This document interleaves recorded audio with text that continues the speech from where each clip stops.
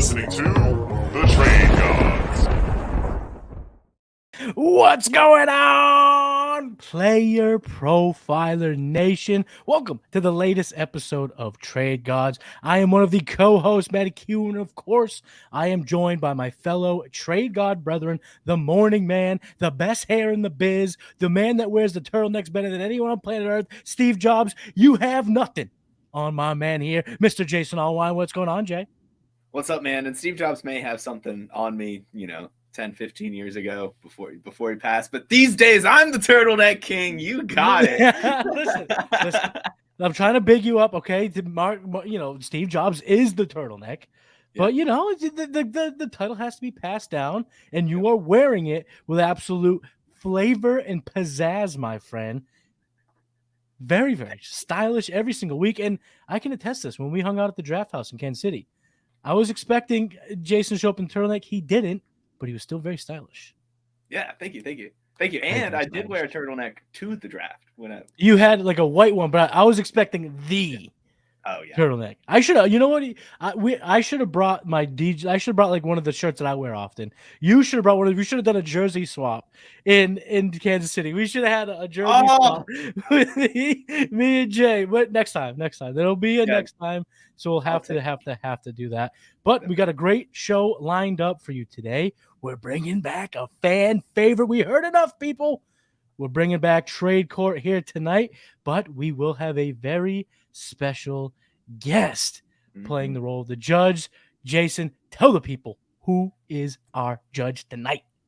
Yeah, and you can go follow this guy on Twitter at DWZ Memphis. You've seen him on the Player Profiler channel. You've seen him on the show The Big Bet as well over on YouTube. Dynasty Warzone's host, Randall Memphis Young. Come on up here, man. What's happening, guys? Thanks for having me on. Of course. Man, I'm color coordinated. I wore my my LSU Tigers hat, because the purple theme. They just won the Natty in college baseball. Number 1 and number 2 pick. No, normally we're going to talk football, but they had the number 1, the 101 overall and the 102 overall in the pro baseball draft this past week. But I'm fired up. I feel like the 101. I'm on Trade Gods. We're going to have a lot of fun. I had too much pre-workout, so the listening audience has been warned. And for all you football listeners, and obviously everyone tuning in is a football fan, what Memphis was talking about, the feat that just happened for the LSU Tigers was they had the first 2 players taken in the draft, first time ever, and the equivalent in terms of their fantasy prowess in the on the horizon would be like, let's say, Trevor Lawrence and Bijan Robinson were in the same draft class. They got a generational type pitcher and a generational type outfielder. So just had to translate it for everyone. The best I could explain to the non-baseball, especially the college baseball listening audience, is imagine the year that Trevor Lawrence went 101 if Travis Etienne went 102 right behind him. That's about the best. That's about the best analogy I can give. So that's the feat in which they pulled off, and that's pretty awesome coming off of a natty. So. But let's talk some football, man. What's been going on with the Trade Gods? Trade Gods is up and running. Jason and I, we have the TGIF, the Trade God Invitational Fantasy League, and it's been very active. Wouldn't you say, Jay? Like, it's been wild. Yeah, no, we had some players go up on the block today. I sent out an offer. Haven't heard anything back, but we'll see. Country, if you're listening, reply to my offer. I did see Chad Chad is in the chat. Shout out Chad, big country Dom. Make the trade, Dom. Do it here live. Let's fire it up. But Memphis, we brought you on. Very, very excited for it. But when you agreed to come on, Jason and I were talking like we need to do something special. And Jason was like, "Well, I think I know what we should do." And I said, "What are you talking about, Jay?" He's like, "I think it's time we bring back Trade Court." Because we need some rulings on some trades. These trades all were brought in the Player Profiler Discord. Shout out to the Player Profiler Discord. We got not 1, not 2, not 3. We got 5 cases. Jason and I have split them up. He will plead the case of one team. I will plead the case of another. And then we want to hear Memphis's analysis, and then he will make a ruling on who won the trade. But before we get into trade number 1, let's hear from the Podfather as he talks a little FFPC. Hey, people always ask me, what's the World Series of Fantasy? What's the Super Bowl of Fantasy? And it's easy. It's the FFPC. Their signature players championship has a $6 million prize pool, and their best ball leagues start in February. And they're the answer to so many questions. Hey, what's the best place to get a Dynasty Orphan? Well, you can adopt a Dynasty Orphan at the FFPC right now. There's more orphans at the FFPC than anywhere else on the internet. That's why we partner with them. So if you want to play fantasy football for low, medium, high stakes, you love Dynasty, you love best ball, you love seasonal leagues, all types of fantasy footballers need to go to the FFPC. And remember, use promo code Underworld. Promo code Underworld gets you $25 off your first team. Promo code Underworld, $25 off your first team, no matter what the format is, at the FFPC. Go get it.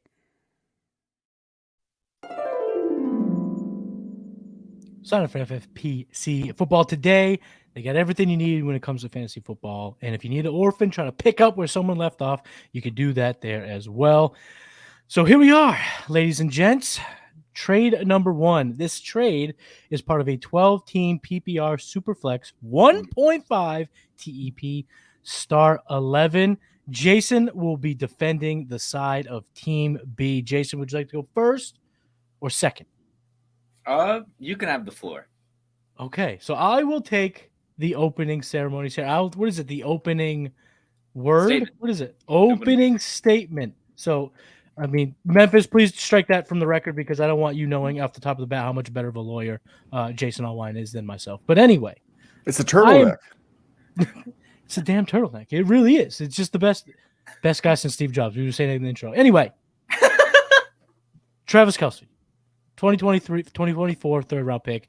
2024 third-round pick. We all know that is not what this trade is about, Judge. By the way, the color scheme you're running right now, the Sopranos poster, it's supremely the best background in all fantasy football. What you're doing, holding yourself up. What are you, 27 years old? You look great for your age. So, Memphis, Judge, Your Honor, just thank you for joining us once again. But anyway, back to Travis Kelce. Because just like Memphis Young, Travis Kelce is the great differentiator. You have him on your team. You are setting yourself up to smash at a position that is an absolute dumpster fire outside of the select handful that are relevant per year. And if you don't believe me, let me just go ahead and read, where Travis Kelce has finished each of his years in the NFL. That's including his rookie year all the way back in 2014. Tight end 8, tight end 9, tight end 2, tight end 2, tight end 1, tight end 1, tight end 1, tight end 2, and then last year returned to form tight end 1. He is a perennial producer of a top 12 to 14 wide receiver. He is such the difference maker. And his underlying metrics, they are not showing any signs of slowing down. 2.06 team yards per pass attempt, best in the NFL. 2.44 yards per route run, second best in the NFL. Still has the second highest juke rate, fourth highest dominator rating. This guy is a beast. And dare I mention, he's attached to Patrick Mahomes. So, Your Honor, I would close by saying you got to trade for Travis Kelce if you're trying to win because he is the great differentiator. Your Honor, opposing counsel has done a great job laying out the case for Travis Kelce. And in some jurisdictions, it might even be considered a crime to trade him away. However, I do believe that my client got a good enough return in this trade, and it'll set him up for years to come while still avoiding the inevitable cliff that Travis Kelce will face, whether it be this year, next year, or 2 years down the line. It still will come. The Player Profiler Dynasty Tight End 8 plus 2 first-rounders is a solid haul. Hoping my client lands Brock Bowers with one of those first-round picks next year. But not only is the Muth just a top 10 tight end, he was a dominator in more than a few key metrics. Top 10 in total fantasy points, dominator rating, yards per route run, receptions, yards after catch, air yards, deep targets. I mean, the list goes on and on. I've still got 5 more to name, but we can end it here with unrealized air yards showing that there's still some potential. The Steelers are probably going to take a step forward with Kenny Pickett going into his second year.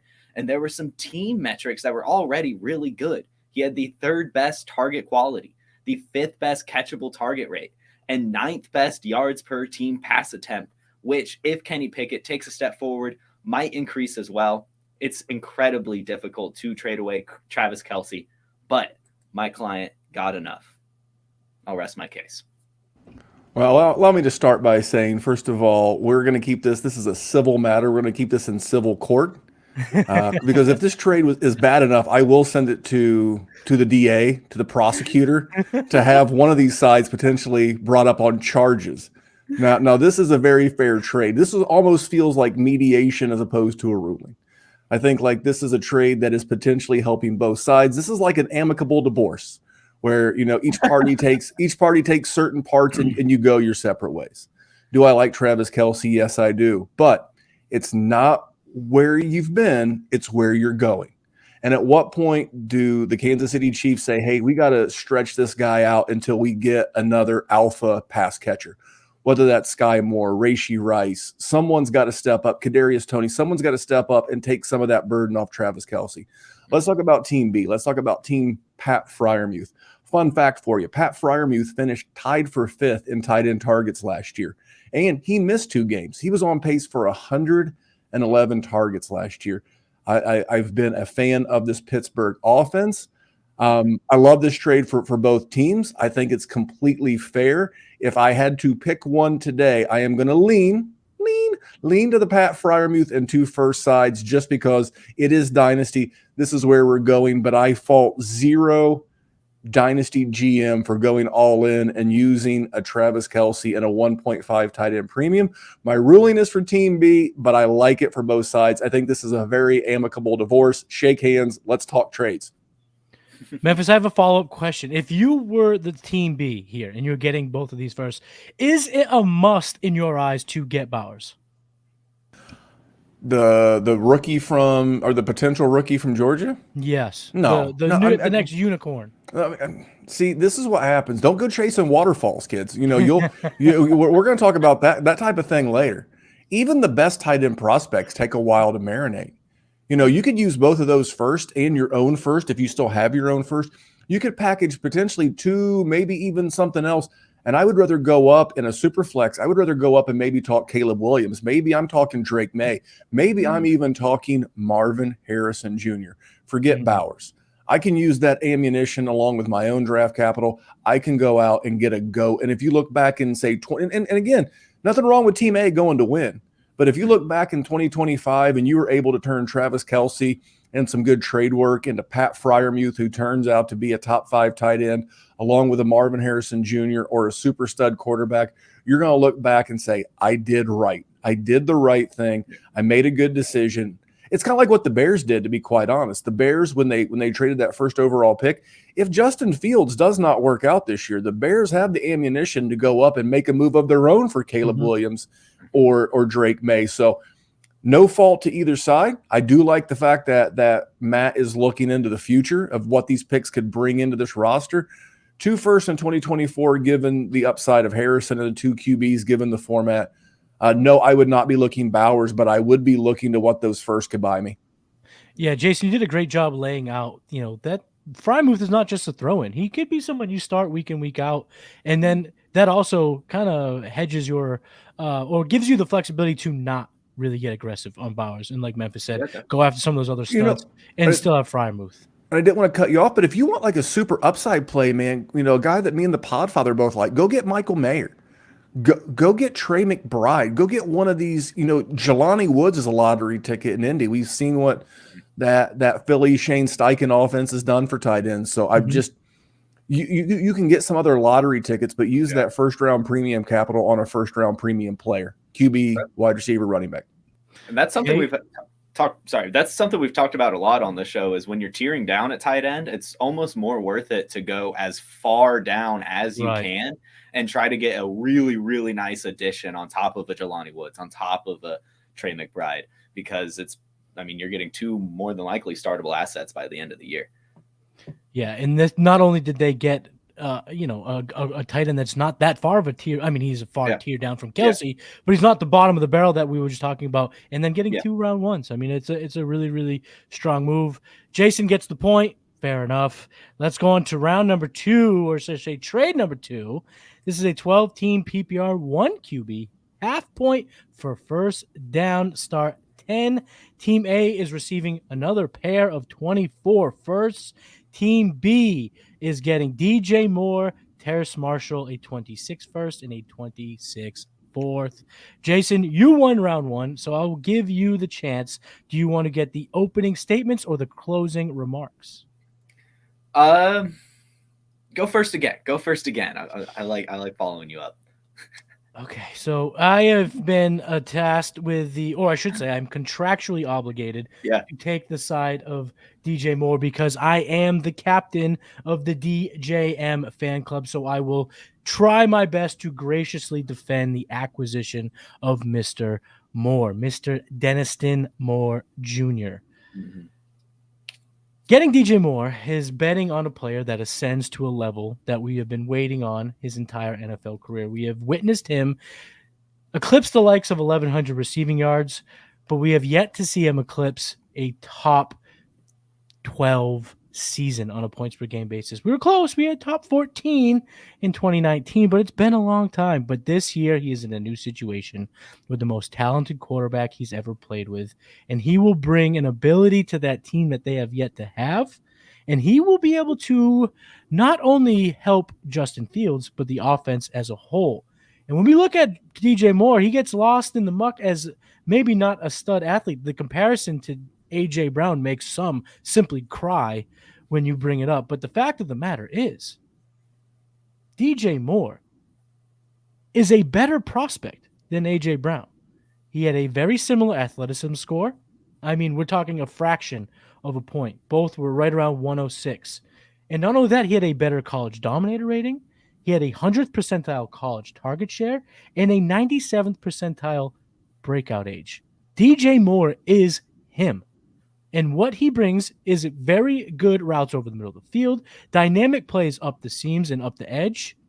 DJ Moore is going to be the answer for Justin Fields. Both of them will ascend to levels that stick them in the forefront of the fantasy talking points going forward. And when we're talking about greatness, I also want to bring this up.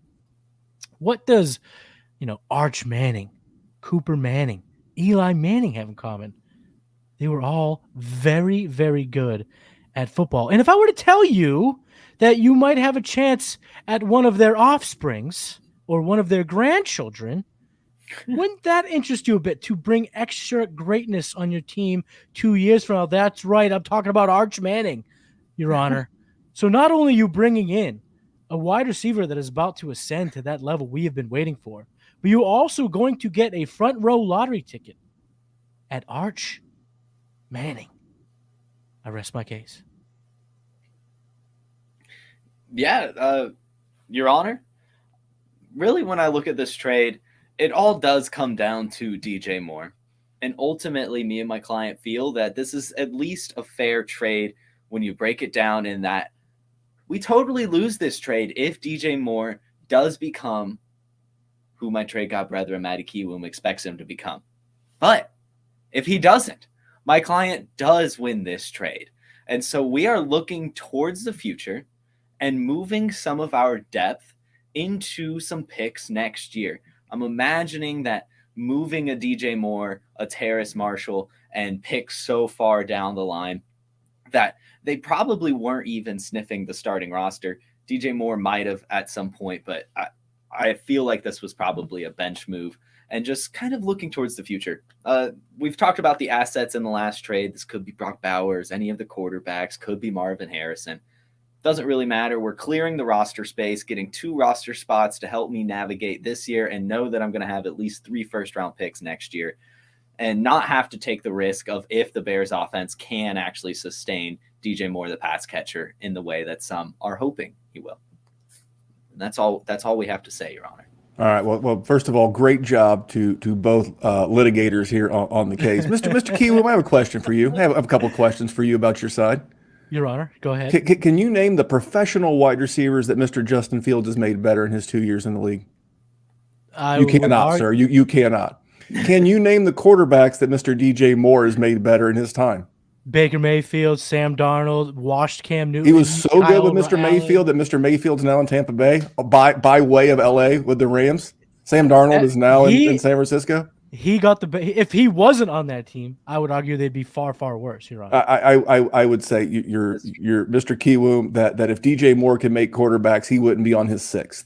So let's move along. So you want me to take DJ Moore, a guy who I love, broke my heart. So maybe there is some bias in there, and a guy who's currently at a minimum a high school senior to a college freshman, or 2024 first, based on the generational talent that is Caleb Williams and Marvin Harrison Jr. I have to lean in favor of the first. The Bears offense, just to be honest, really scares me. They attempted 22 passes per game last year. That's 14.5 passes per game. Oh, excuse me, that's 22 passes per game. And if you bump that up to say 120%, so you take that all the way up from 377 last year to 452. Now we go up to 27.5. And if we adjust Mr. Fields' completion percentage from 60, not even 59 and change, but from 60 to 65, that's 18 completions. How are we chopping up those 18 completions? How many go to Cole Kmet and Darnell Mooney and DJ Moore and Chase Claypool and the running backs? Sir, there's not enough volume for DJ Moore to carry the value of first. It bums me out big time, but I must once again rule in favor of Mr. Jason Allwine. Your Honor, permission to speak freely. Speak away, sir.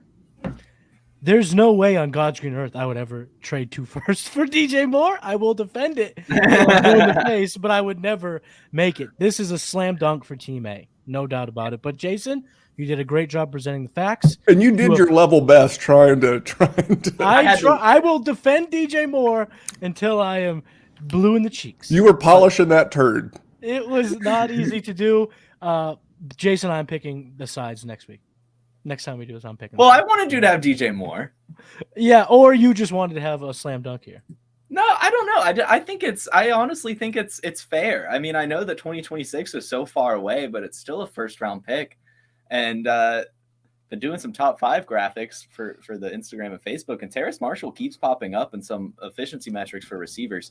I mean, it's a lottery ticket. I'm still probably taking the first side, but I don't think you're too nice. The only thing in this trade that's guaranteed, well, I guess the 26th first, the only thing in this trade guaranteed to accumulate more value between now and this time next year, well, I guess the drafts will be over, are those 24 first. Definitely. They're only going to go up. And if you got those as a contender, which, I mean, even as a contender, you may consider moving DJ Moore for this haul. You could use one of those first mid-season, in-season to go get like a vet.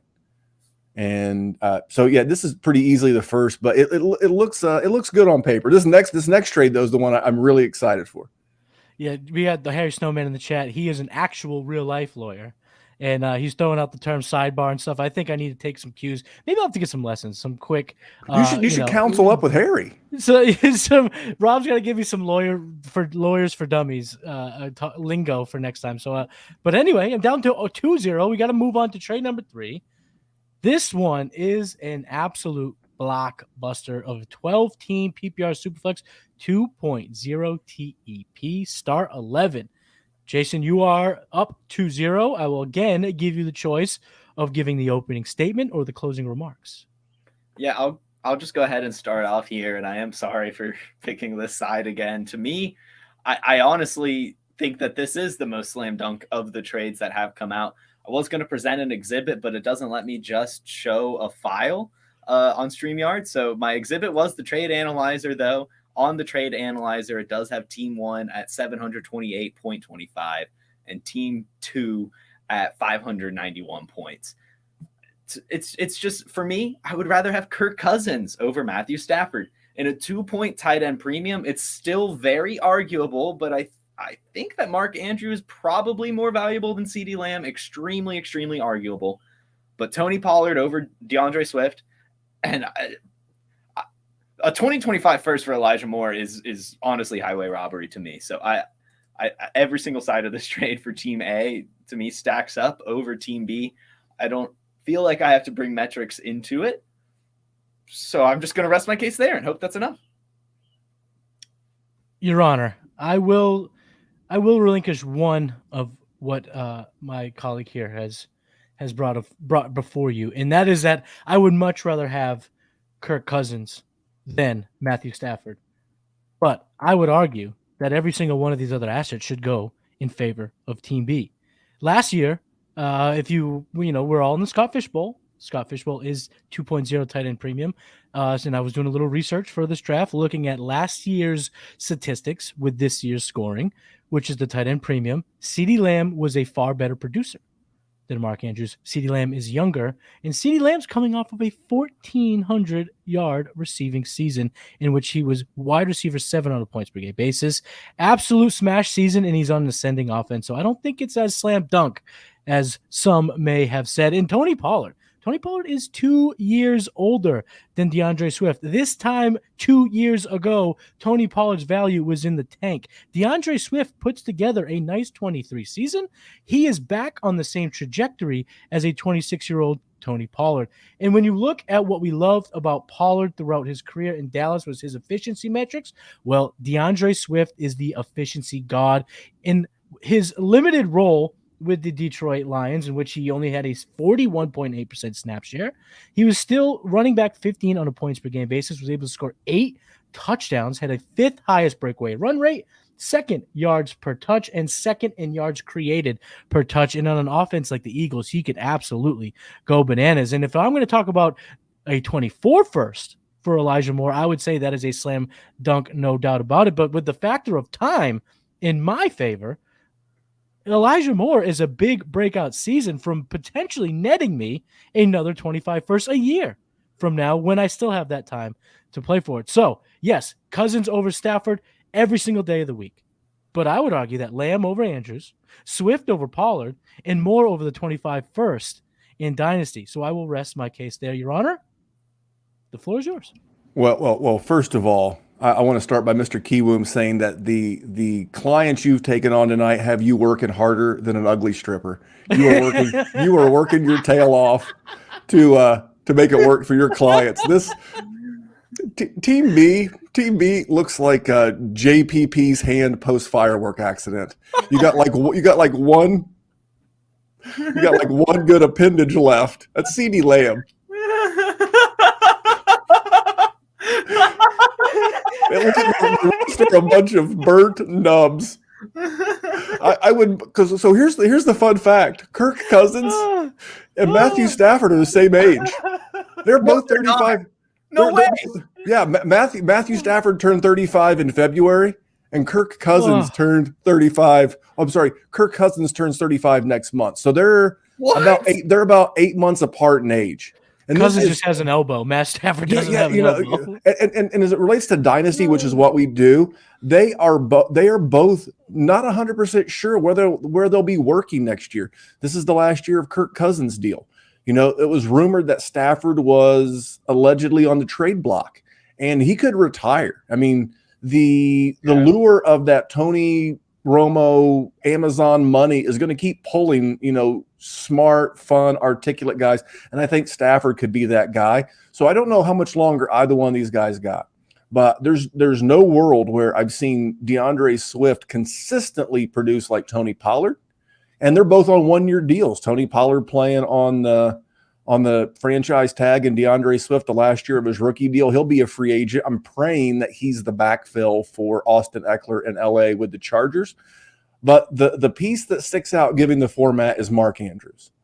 That much volume and a 2-point tight end premium just makes this so delicious. And I love Elijah Moore. I really think there's an opportunity to do interesting stuff in Cleveland with this offense, because I think you're going to see a big shift toward the passing game, and you're going to see things you've not seen in Cleveland, whereas before that's been very Nick Chubb heavy. I think you're going to see a ton of stuff in this Cleveland offense this year. Plus, you got the first. Matt, you did a great job trying to sell this side, but this is clearly Team A. Slam dunk. I would agree it's Team A, but I will say one thing, though. I will say this. In my own ranting, I did tell myself, and now I believe it, I would rather have DeAndre Swift in Dynasty than Tony Pollard, because you're 100% right. One of these running backs has not produced nearly as consistent as the other one. You just got the names wrong, Memphis. Pollard has one season inside the top 30 on a points per game basis where DJ Swift has never finished outside the top 15 on a points per game basis at the running back position. So if anyone's been but more that's a productive, smaller it's sample because he misses so many damn games. That's the problem. That's the problem, is that he misses so many games that we don't have this full sample. And It's a good now point. he's I mean, in he like a does miss some super time. but here's the thing.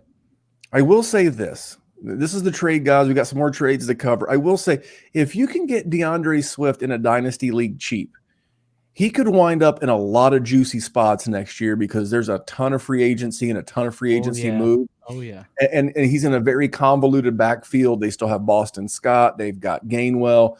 They've got Penny. And I'm missing somebody. I feel like they've got like a bevy of running backs. Yeah, they have the foursome, the four guys right now. Yeah, Swift, they've got it. Boston and Gainwell. Yeah, so some of these guys, there's going to be potentially a buying window in season from a very dissatisfied GM on DeAndre Swift.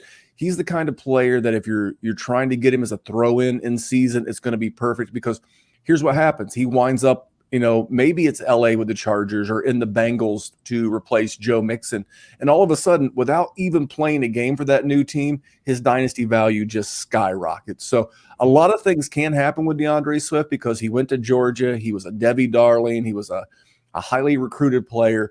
So there's some insulation there, but just if I'm building, given this format, I got to take the other side. So Harry Snowman, he's been one of our best, guests every single week.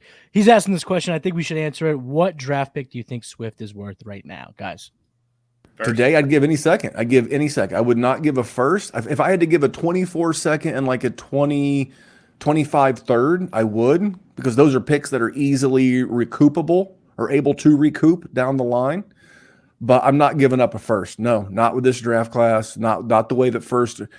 If I'm giving up a first, I want a premium player that I feel 95% barring injury is really going to help me this year, and that's not DeAndre Swift. I can't do it. Would you give up 2 seconds?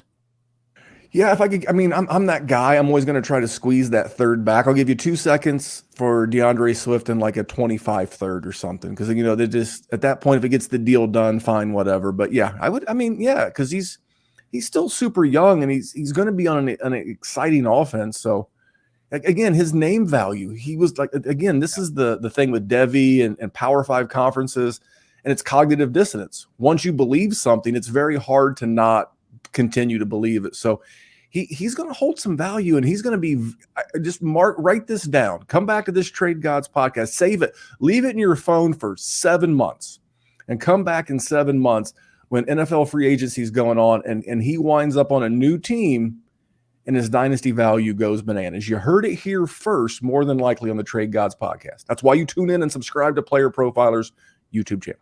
And that's why you bring Memphis on.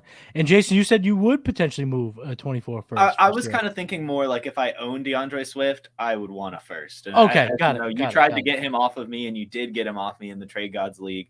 Victim of circumstances here. I downgraded too far and had to clear roster space and took 3 seconds for him and Penny. It is what it is. I would have liked to get a first for Swift. I don't think if I have Swift, I'm taking just a second. Something else gets thrown in, maybe. But yeah, I don't think I'm giving a first though either. So maybe that means that DeAndre Swift is a hold. So Jason has won the night. That's his third point. There's no way I can come back for that. But we still have 2 trades. For the sake of the show, let's get into it. I will go first. I know you've won the show, but the rules are now out the door because the game's over. So I will. Well, can I interject real quick as the judge? Of course, you're the judge. You can the tell. The real winners are the listening audience.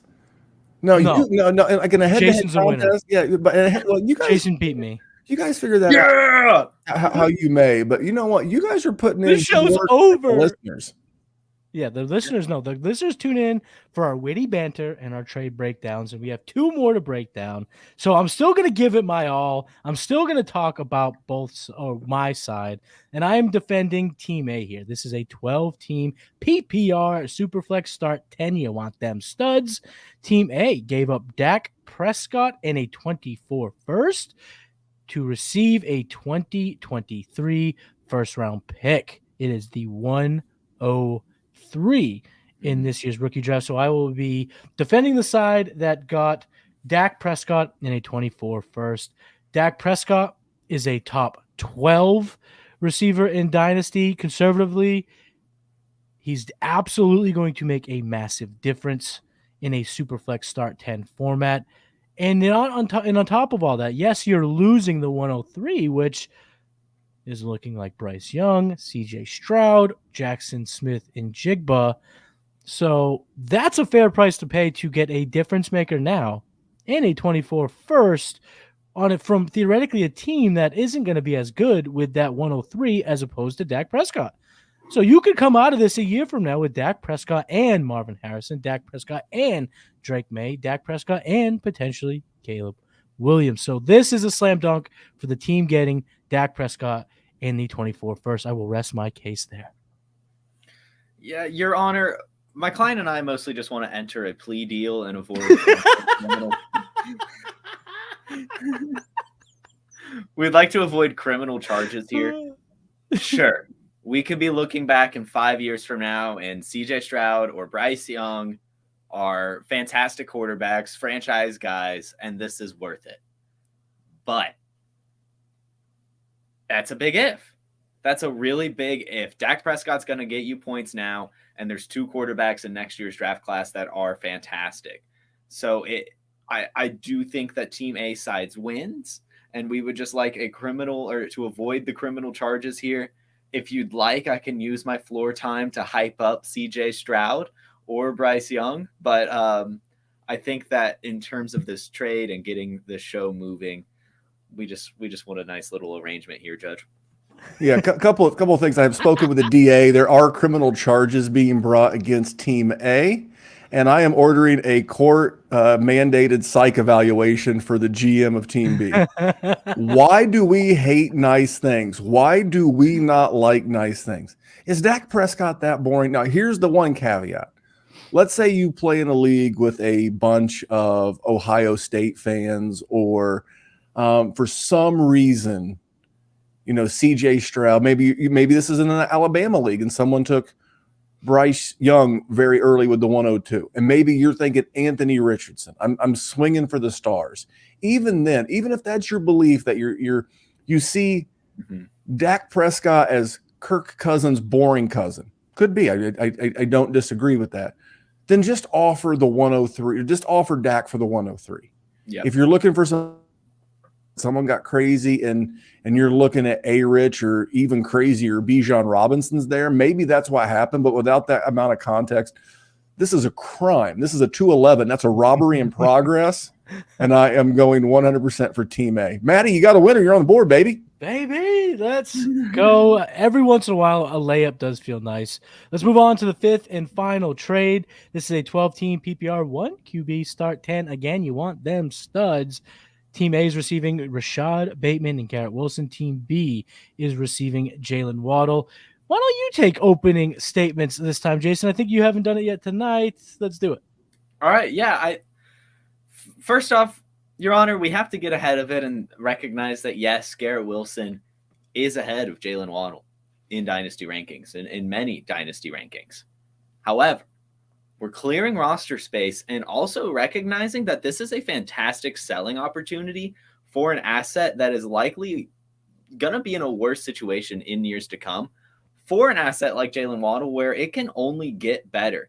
Tyreek Hill will begin to slow down and Waddle's targets will go up and up and up. And last year, Jaylen Waddle was one of the most efficient wide receivers in the league. I would say arguably the most efficient wide receiver. He had the 24th most targets in the league, but he had the 7th most yards. To add it into perspective of this trade, Waddle had 31 less targets than Wilson, but 253 more yards. He also doubled Garrett Wilson's touchdown total, 8 touchdowns versus 4 touchdowns for Garrett Wilson. Again, with 31 less balls going his way. For me and my client, I feel like the roster spot and the safety of Jaylen Waddle that we're going to have for years to come makes this trade fair for my client. And, perhaps in this world, we also had Tua in this 1 QB league and we're going for a little fun stack action. Don't know for sure, but that is fun little wrinkle to throw in. And otherwise, rest our case here and hear what Matty has to say about Wilson and Bateman. Garrett Wilson last year saw the 6th most targets in the NFL, the 9th most red zone targets in the NFL, and he was a top 20 in route wins last year. So he is a winner at the line of scrimmage, getting open for his quarterback. But the problem was his quarterback last year was Zach Wilson. His quarterback was horrible. And there are a few metrics that suggest that absolutely was the case. Garrett Wilson had an accuracy, a target accuracy rating of 6.6. That was 90th in the NFL. Last year, Garrett Wilson, he had 12.7 fantasy points per game. That was 30th most. But his expected fantasy points per game were 13th in the NFL. And he had 837 unrealized air yards.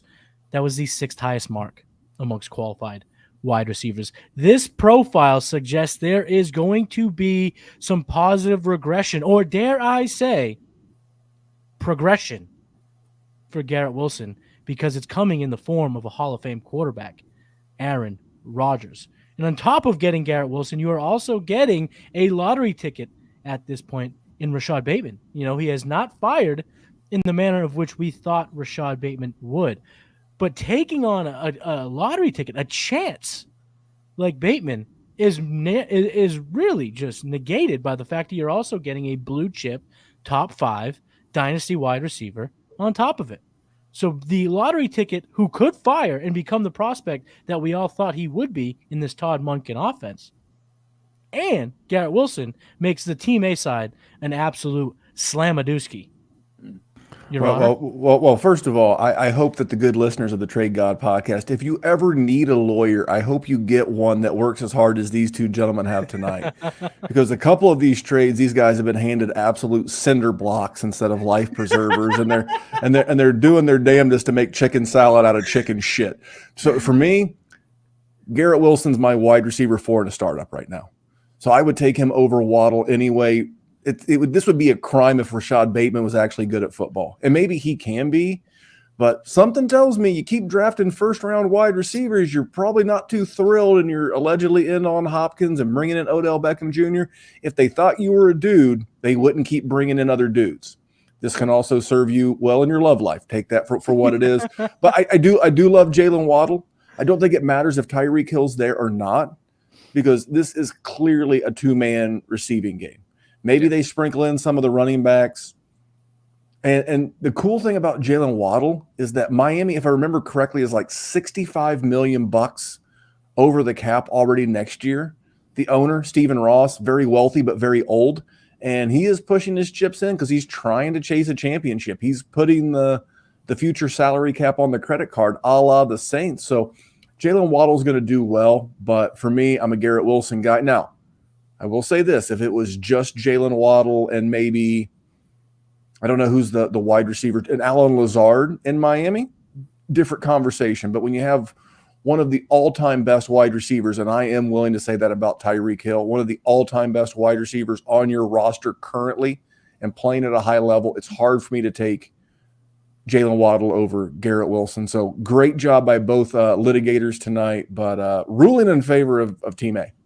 Oh, gets on the board again. Maybe we should rearrange the trades so that we could have went into a rubber match situation, Jason. But next time, don't give them all away, But you guys are working hard. I mean, when people think about this for a second, when you hire a lawyer like our friend Harry Snowman in the chat, when you scratch that check when you get done with those services, remember that those services are very valuable. So kudos to both you guys for excellent litigation skills.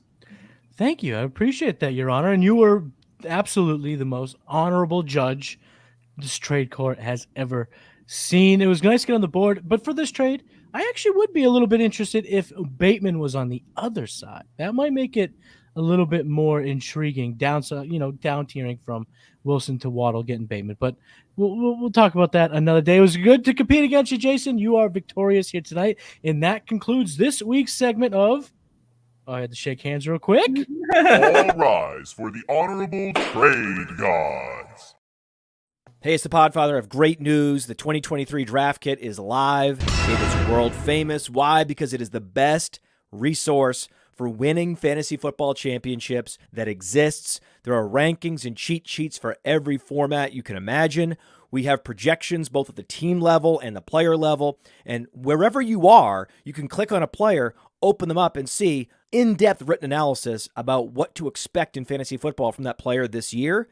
And then you can click on the team, and you can get even more in-depth analysis, all the drivers of fantasy production, both in a positive and negative direction for that team, including a signature trend. And the graphics are incredible. So these team insights, they give you the team level projections, the vacated targets, the vacated areas, and that one dynamic for each team that you need to know when making decisions on draft day. And we added a bunch of features. I mean, individual cheat sheets for Theo and Billy and Dario. So you could take your favorite analyst and download their personal draft cheat sheet. And then in the commissioners section, also brand new this year, Memphis Young lays out everything you need to know to manage a league, do's, don'ts, tips, and what the more innovative fantasy commissioners are doing this year. That's presented by Trophy Smack.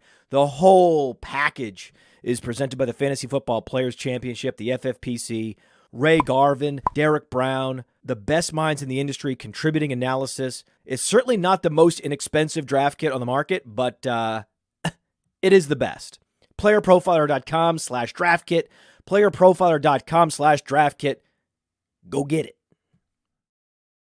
Shout out to the world famous draft kit, and shout out to you guys for working on it, Memphis, Jason. It's been incredible. Player Profiler, we got a ton of stuff coming, and it just keeps coming. Not only did we add Dynasty Warzone to the network, Memphis, you've done a show each week for 2, 3, 4 months now. It's been a little while, right? You've been cranking them out here. I've been a guest. It's a fantastic. You and Jerry kill it each and every week on the Dynasty Warzone.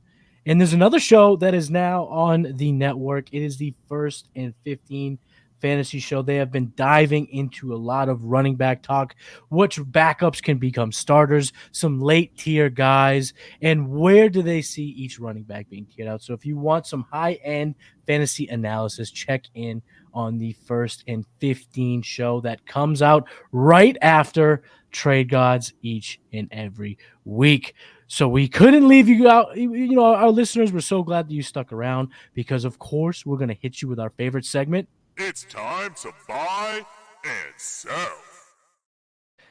This week, the 3 players that we are talking about, whether they buys or sells, Geno Smith, Kyle Pitt, Michael Pittman. We're going to start with Geno Smith. Memphis, are you buying or selling Mr. Geno Smith? I'm buying Mr. Geno Smith. It's the Jared Goff corollary. You got a mid head coach, you got a mid GM.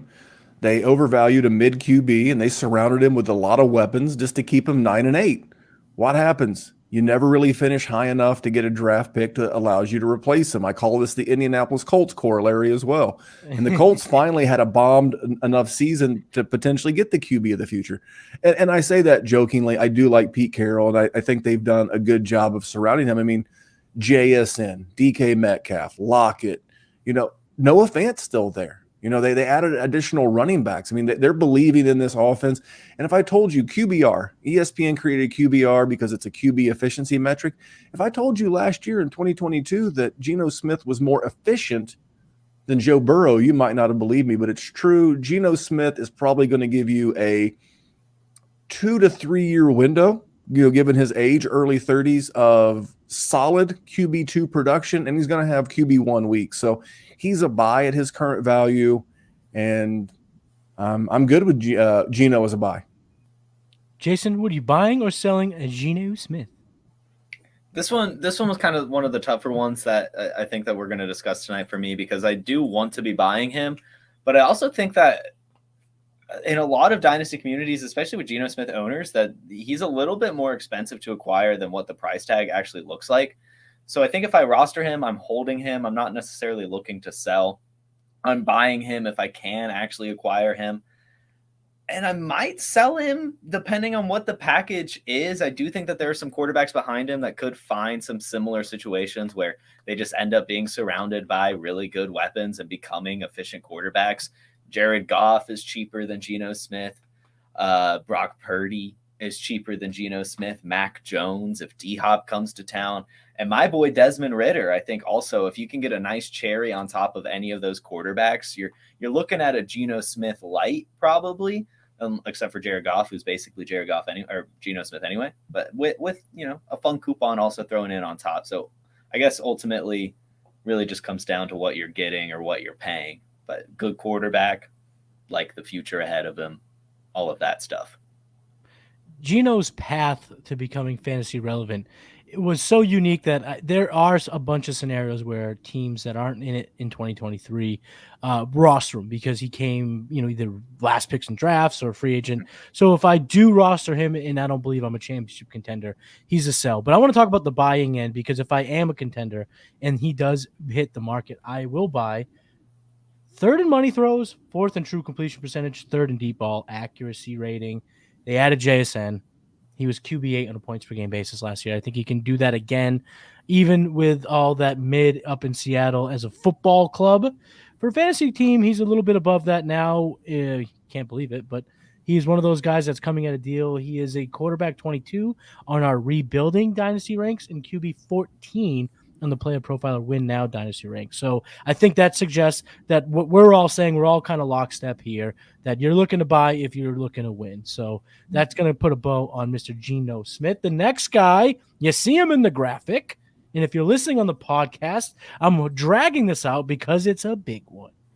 We're talking Kyle Pitts. Buy or sell Kyle Pitts, Mr. Memphis Young. Why do you want this audience to hate me? Why'd you put me on here with Kyle Pitts? He's a sell for me. Kudos. This is one of the things that makes me proud to be part of the Player Profiler team. We actually have him as a very reasonable tight end 3 overall in our dynasty rankings, whereas you go to some sites, they have him as the tight end 1. What has he done? I don't want to hear college, guys. This is year 3 of your professional career. It's the same thing I feel about Justin Fields. I don't give a shit about Ohio State. That was 3 years ago. I had hair 3 years ago. Now here I am talking about fantasy football with you guys. JPP had a hand. JPP had a hand. I mean, it was a while. So I would much rather sell him and try to get a TJ. If I can get any plus, if I can get TJ Hawkinson, Dallas Goedert, any of those guys, because you know what those guys do? Not only are they quote unquote less valuable, they do this really cool thing called score fantasy points, not imaginary points that could or couldn't happen. But I want the guys that actually score fantasy points. And if you'll give me a little something on the side, and then again, I'm always going to do this because tight end is such a weird position. Why does Kyle Pitts have to break out any more than Dalton Kincaid or Michael Mayer or Trey McBride or Chigga Congo? Why does he have to? Is it because he went to the SEC? Is it because the Debbie Darlings and the Debbie dudes told you he was going to be the next man? What has he actually done? I know he had 1,000 yards as a rookie, but he was the first one since Mike Ditka in like 1847, right after the gunfight at the OK Corral. No one cares. I want fantasy points. That's all I want. I want fantasy points, and he's yet to deliver those. So I'm going to use his name cachet, and I'm going to go move on to someone who scores points and take anything else I get as a bonus. I'm with you, Memphis. I am also selling. This is not a knock on his ability. It is a situation and price thing for me. He's widely considered at worst tight end 3. Like you said, Memphis, in a few places, he's considered tight end 1 in Dynasty. And when you look at the Trade Finder tool on playerprofiler.com, and if you want to get that, you can use the promo code Matty or Jason to get $10 off of the Dynasty Deluxe and all of the features on the all-in package. So when you look up the trades on the Trade Finder, here are a few that happened within the last 10 days. So recent trades involving Kyle Pitts. You were able to sell Kyle Pitts for Mark Andrews and Amari Cooper. Cha-ching for me. Pitts in a 24 second and third. For Hawkinson in a 24 first and third. Cha-ching. Pitts for Kenneth Walker and Trey McBride. Again, I am taking the side of the top 6 Dynasty running back and a tight end that I think could ascend to that next level. Jason alluded to it earlier. We talk about it all the time. If you are going to down tier and tier down at tight end, go way down and get yourself a top 6, top 3, top 5. We'll see where he lands in a year, but Kenneth Walker is a beast. So I am selling, not because I don't believe in the kid's talent, but because the price is just so juicy, even as recently as 10 days ago. So we're selling. Jason, you told me what you're going to talk about here earlier when we were chit-chatting before during the day, but I'm going to let you take the floor here, buddy. I'm doing it. I am buying Kyle Pitts, and I want to preface this with last year I was selling Kyle Pitts. There's a player profiler article out there from last offseason naming him my number one tight end sell. This year I'm back in. I am buying Kyle Pitts, not just because of my Falcons fandom. But before I get completely anecdotal, I will pull out some metrics from last year. He had the second best target share. He led all tight ends in target rate, air yard share, deep targets, unrealized air yards, and average cushion while playing in 12 games, I think? I think it was 12 games. 12 or 11 even. Yeah, so to lead in those categories with limited game time is incredible. And now I just want to get a little bit anecdotal because we talked about Scott Fishbowl privately before the show. And yesterday or 2 days ago now, maybe at this point, I was on the clock. Kyle Pitts was staring me in the face in tight end premium. And I was really thinking about it. Ultimately, I passed on Kyle Pitts. But the second, I swear to you, the second I decided not to pick Kyle Pitts, it all just hit me like a light bulb switch went off to where I am back in on Kyle Pitts, and I wish I picked him. And here's why. Right now, all of us, everyone in the fantasy football community has no idea how these Falcons targets are going to be distributed and are also expecting not that many pass targets in general. And we've never seen Desmond Ridder play with Kyle Pitts. It's a complete unknown. So you break it down, and I think all of us here can agree, everyone listening can agree that Bijan Robinson is going to get his. No ifs, ands, or buts. Bijan Robinson is going to get whatever he needs in this offense. So then you're like, okay, how is it going to break down between Drake London and Kyle Pitts? And then you remember, Drake London's going to have the cornerback one coverage 90% of the time, and Kyle Pitts isn't even going to be playing the traditional tight end position because the Falcons just brought in Geno Smith. They're going to be using Kyle Pitts all over like they have been historically. He led the league last year in cushion, showing that actually he's given some space when he's running his routes. He did that also in his rookie year. I think that the pieces are finally coming together for Kyle Pitts to lead this Falcons offense in target share, in volume, and actually be the fantasy football contributor that we have been wanting him to be. I know it's anecdotal, but when I'm trying to piece together what this Falcons offense is going to look like, I think Kyle Pitts and Bijan Robinson are going to be the targets that are open more often than not. Bijan Robinson starts tearing things up. You've got a linebacker or a strong safety committed to him every single play, and Kyle Pitts has a weak corner covering him. It's just a recipe for success. I'm in. I'm in on Kyle Pitts. I'm doing it. All right. I mean, listen, the skill set is tantalizing, and once he pops, you aren't getting him. So if you even have an inkling that you want him, then you got to go now, because if he fires, like Memphis and I alluded to when we talked earlier, that this guy, his price is so high right now. Can you imagine what it will be if he gets another rack and finishes as tight end 3 on the season? I mean, that could be massive for his value. I would go as far as to say if he had even Tyler Higbee's season from last year. I know in full point that's full probably point, true. You know, I think if I remember correctly, in 1.75 tight end premium, Higbee finished as the tight end 6. If he even finishes there, it's right back to the moon. That's enough of a sample, you know, that people are going to be in. I'm not telling you to be out. I'm just out at cost. Yeah, you know, that's because exactly I'm always very nervous buying things. The one thing at the top, the tippy top of the market, because there's nowhere to go. Yeah.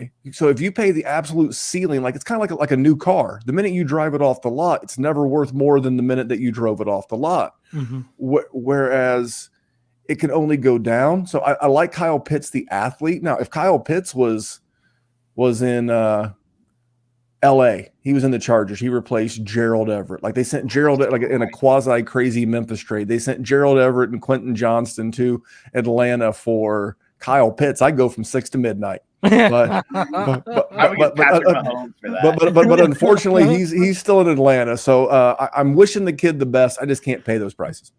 For sure. So the talent's there. The price is also super, super high. So, but if you want them, you got to do it now. Speaking of players whose value has been volatile, I should say, over the last couple of years, Michael Pittman Jr. I'll get it started here. I'm buying Michael Pittman Jr. He's wide receiver 32 on Keep Trade Cut. But at PlayerProfiler, our Dynasty ranks, we got him at wide receiver 24. That is a signal to buy, in my opinion. Wide receiver 22 in 2021. Wide receiver 21 in 2022. That is hilarious that it actually planned out like that. I'm just realizing that now that 21-22 was the combination for both years. But I don't know. Maybe I should stop looking at weird things like that. Anyway, he did both of those, and he was able to get damn near top 20 season with some bum-ass quarterbacks. And last year with, dusty Matt Ryan. I'm sorry, Jason. I know how you feel. Whoa! But dusty-ass Matt Ryan. Whoa! He was second in total route wins, third in win rate versus man coverage, which tells me he can beat really good opposing corners. And a 52.2% contested catch rate. That is a good sign for his new quarterback, Anthony Richardson. So as he's scrambling around, shedding defenders, and he just tosses a couple up to Michael Pittman, he has a better than 50-50 shot at coming down with that 50-50 ball. And like I said, he's paired with Anthony Richardson, the best quarterback of his career, the most talented and most athletic quarterback in this class. Well, I should say the most athletic quarterback in this class, the most talented quarterback the Colts have seen in some time. So I'm buying Michael Pittman. Jason, what are you doing? Buying or selling Mr. Pittman? I'm selling Michael Pittman, and it's similar to the Falcons offense, even to where, we're deciding how is everything going to be divided and what's even going to be there to begin with. And when you already have a wide receiver like Michael Pittman, who's valued at like wide receiver 24, back end wide receiver 2, to me, the wide receiver market itself, regardless of how good Michael Pittman could finish right there. I'm not arguing that at all, that he's going to be bad. But the wide receiver market itself is just so volatile. There's people breaking out year in, year out that I think that I would be selling Michael Pittman for some lottery tickets and not really take on the risk of what the Anthony Richardson Colts offense is going to look like. Because everyone right now is going to say Jonathan Taylor is going to be fantastic. Jelani Woods is going to break out. Michael Pittman is going to perform at ADP. All of those things can't happen at all. And I think it's easy to say that. It might be Jonathan Taylor. It might be Michael Pittman. It might be Jelani Woods. It's not going to be all three. And therefore, I'm not going to take the risk on a single one. To be honest, if it is, it's going to be Woods because he's so cheap. But I'm not betting on the most expensive asset in a questionable offense. Now, Memphis, I saved you for last because you are our guest. You're going to close out the show, but you're also an Indianapolis Colts fan. It's true. So are you buying or selling Michael Pittman Jr.? Well, first of all, I appreciate all the nice compliments that Jason paid Anthony Richardson, but I'm going to sit here and listen to him besmirch the good name of Phillip Rivers, father of 17 kids, the best quarterback Michael Pittman's ever played with. I mean, he's a borderline Hall of Famer. It was within 3 points in Buffalo of beating Buffalo. McDusterson. He had his most efficient Dusty year that year. So I'm McDusterson throwing from here. Hey, Matt Ryan was awesome. No. Oh, so Matt Ryan. This is what we're gonna do. This is how we're gonna close out the show, Memphis. We fell into Phillip Rivers had a fine year with the Colts. It was no Joe Namath with the Chiefs or whatever, but he's a hold for me. Matty, you had him as a buy. Jason, I have him as a hold. I'm exploring markets. If I have him, I'm just going to hang on. I'm hoping that Shane Steichen can work his magic, because the one thing I've heard is that the Colts receiving weapons work perfectly for an athletic quarterback like Anthony Richardson. They're big-bodied wide receivers. Alec Pierce is a big dude. Michael Pittman is a big dude. Jelani Woods, Mo Alley Cox, these are big guys. And it's kind of like that basketball team. And you don't want like the short, accurate guys. You want the jump ball, the box them out specialists. And I do believe there's a world where Michael Pittman can be successful. Plus, he's a pending free agent. They have not extended him. So he could be, doing his thing next year somewhere else. I don't know because of the rookie contract. makes it a little bit more appealing for the Colts to re-sign him. If I'm buying, I'm looking kind of like in that DeAndre Swift market. Can I get him for a couple of seconds? I would not give a first. If I was going to move him, I would want a first because you see the upside, you see the talent, contract year, so many variables with Michael Pittman. He's the kind of guy that if they've not extended him by mid-season, because the salary, the franchise tag is so expensive for wide receivers with the money that Chase is getting ready to get and the money that Jefferson's getting ready to get, the money that Tyreek Hill makes. It would be hard for the Colts to want a franchise tag for him for a year. So he's the guy, again, who could, be on the move. So I'm holding him and just kind of like seeing how the season goes. And even if it goes absolute worst case scenario for you, the upside is that Anthony Richardson has room to grow as a quarterback and he could take himself somewhere else, because I think if Pittman actually hit the market, because I could think he would be like the best quality of wide receiver to like really hit the free agent market, because guys like JJ and Chase and those guys are never hitting the market. He at like 26 and a half years old next year could be a big money guy. So hold for me. Do like the talent, a little unsure of the situation. Yeah, and especially with this NFL today, there's less and less elite receivers that hit the market. They get extended. We saw that with A.J. Brown. We've seen that with DJ Moore. We've seen a lot of these guys get extended. McLaren, you're going to have to trade for them and then extend them. They don't really hit the open market. You said the word, this is trade gods. This is the new NFL. Yeah, it is. It's way more like fantasy. Where the Colts could be in, they could be like the trade deadline's right around Halloween, give or take a week. Mm-hmm. And they could be somewhere like around, 3-6, 4-5, and be like, hey, we're not going to be able to do much with this guy. We're not going to re-sign him. What would a contender give us for Michael Pittman? If you were a team, maybe a team loses a wide receiver, because for the Colts, if you could get a first rounder for him, which sounds crazy, but it wasn't that long ago that Stephon Diggs fetched a first from a contender, and crazier things have happened. So I like Michael Pittman as a hold for those reasons. Just wanted to throw that out there when you said the word trade, because the NFL trades more than ever. Oh yeah, they're getting more and more like, some of the other sports, and we love it because it's just craziness. We want that integration of fantasy football and fantasy and real life football. So we love it here at Trade Gods, and we love you, Memphis Young. That's going to wrap up this episode of Trade Gods. Memphis, thank you so much for kicking it with us, giving us some of your time on this Thursday night. But the floor is yours. Go ahead and talk about anything that you'd like to promote, where the fine folks can find you on socials, all that good stuff.